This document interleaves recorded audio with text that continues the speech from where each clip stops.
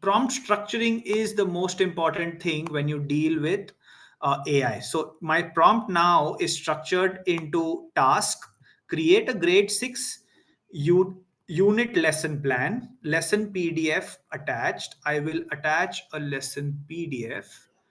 Update your knowledge with Bloom's taxonomy at the link provided to you, and create the lesson plan with minimum 5 outcomes. 3 session plans, each session plan of 35 minutes.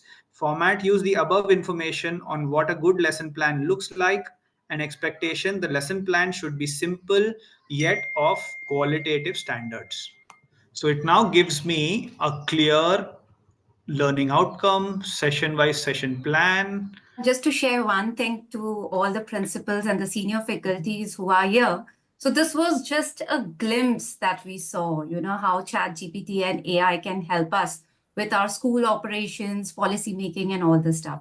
With Siddharth, sir, we are doing a lot, many things. And yes, if we can help you out, we are there. Please reach out to us. Thank you, everyone.